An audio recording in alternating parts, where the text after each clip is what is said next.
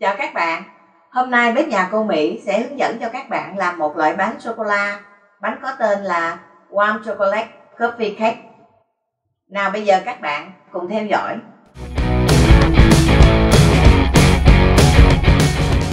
Nguyên liệu để làm bánh Warm Chocolate Coffee Cake gồm có 70g sô-cô-la đen, 1 gói cà phê đen hòa tan, 2 quả trứng gà, 1/3 muỗng cà phê bột nổi, 25g sữa tươi, 30g đường cát trắng, 15g bột cacao, 30g bột mì số 8 và 50g bơ.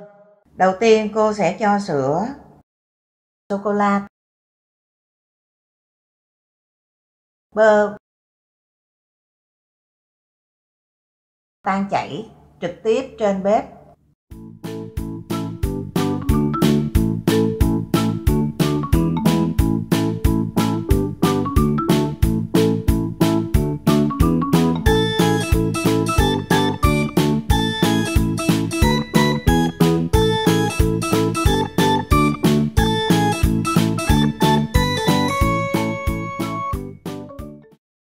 Sau khi làm tan chảy bơ, sô-cô-la và sữa, bước kế tiếp cô sẽ tách 2 quả trứng, lòng trắng riêng và lòng đỏ riêng.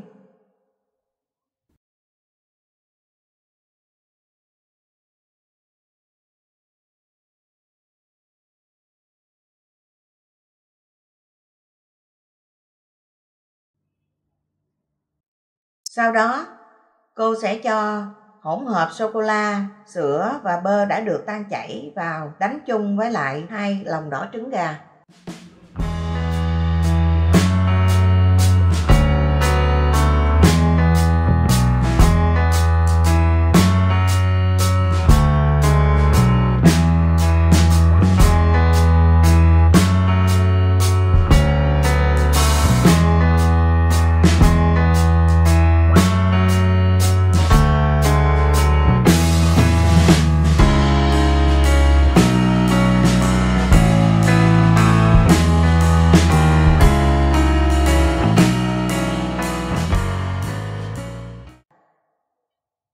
Và tiếp tục cho bột mì,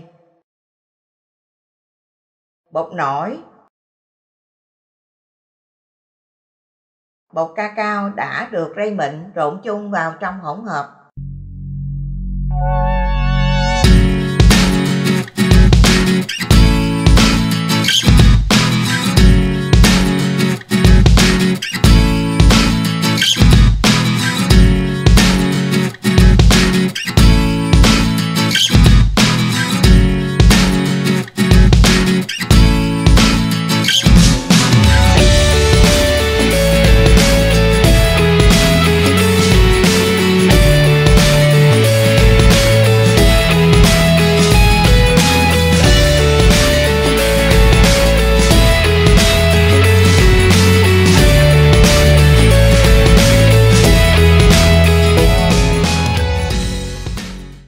Pha cà phê hòa tan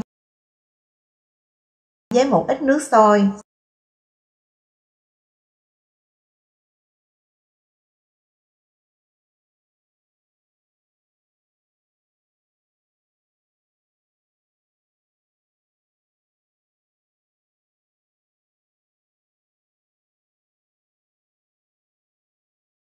Sau đó cho chung vào trong hỗn hợp bột.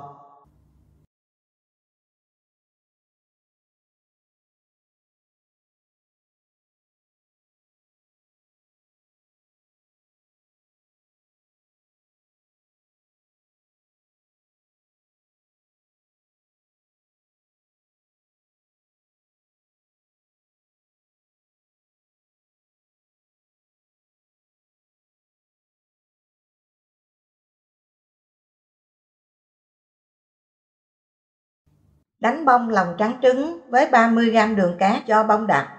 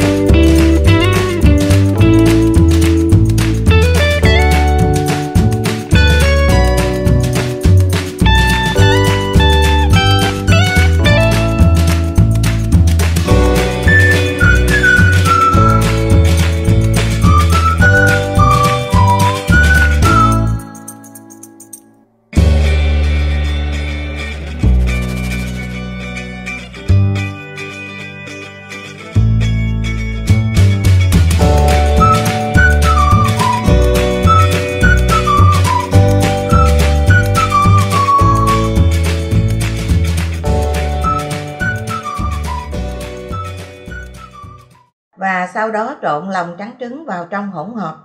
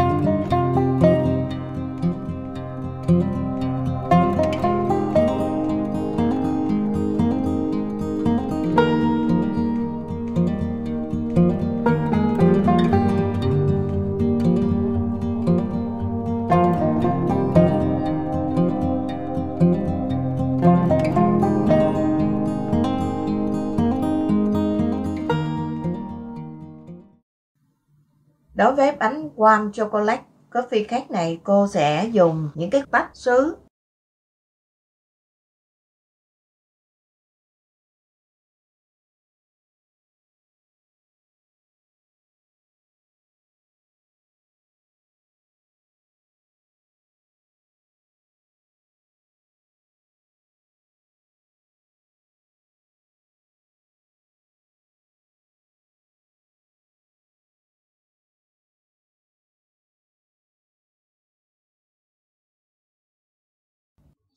Sau đó cô sẽ cho hỗn hợp bột vào và nướng ở nhiệt độ 180 độ, thời gian khoảng 20 cho đến 25 phút.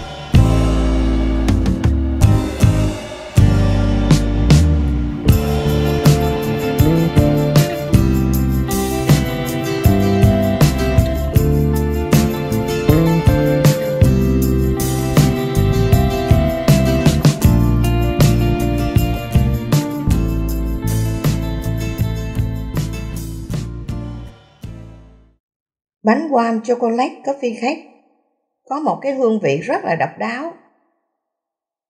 Bánh vừa đậm vị sô-cô-la, vừa thơm mùi cà phê. Bánh mềm ẩm, rất thích hợp để dùng với trà và cà phê. Cô mời các bạn cùng thưởng thức. Hy vọng qua video này các bạn có thể tự tay làm ở nhà để dành cho những người thân yêu của mình. Bếp nhà cô Mỹ cảm ơn các bạn đã xem video này. Hẹn gặp lại các bạn trong video kế tiếp. Chào các bạn.